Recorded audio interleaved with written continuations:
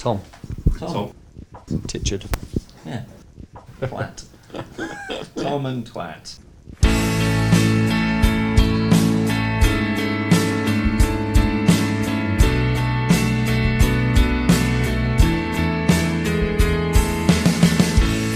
It's been fun. We've been travelling the world, which is, a good way to spend your time.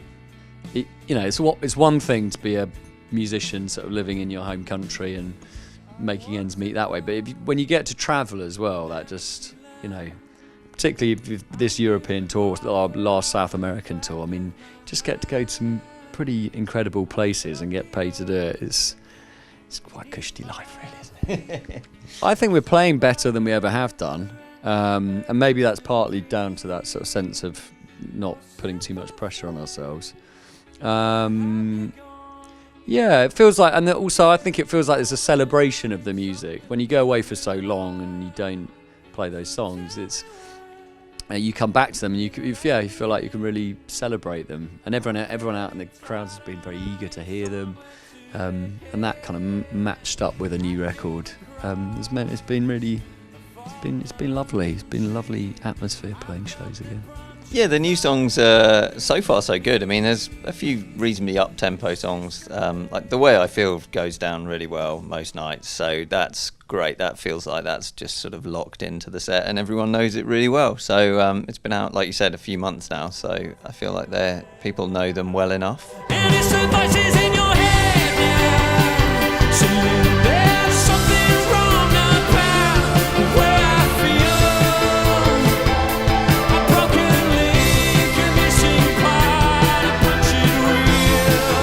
It's not a massively up album, is it? When you're trying to kind of figure out a set list with Keane songs, you're always thinking, we just need one more rocker. So to sort of introduce an album of what is largely quite slow and sad songs has not helped with balancing the set. But yes, there are, as Richard says, there are a couple of rockers in there, so it does help.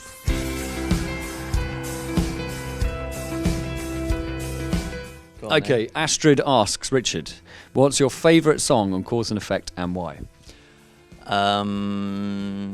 You're Not Home. I was just talking with Jesse's mum about it. The lyrics are incredible and the drums are really fun. Tom Anahi asks, what's the best thing about being on tour, apart from me?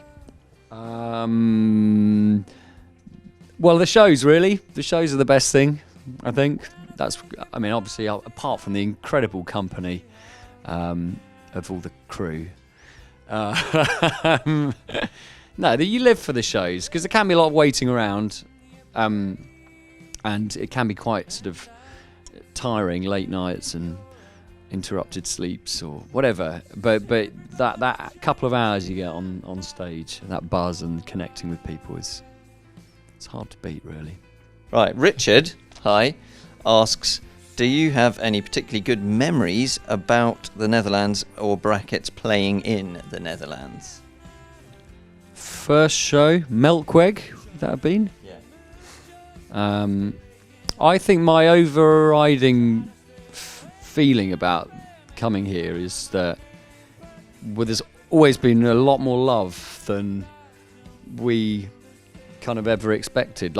Yeah. Right, yeah, and and probably it's outside of the UK and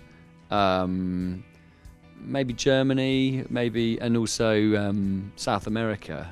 I think it's the place where we felt kind of most popular. So it's really nice. I love doing bigger shows here, and something about the music must just resonate with the Dutch.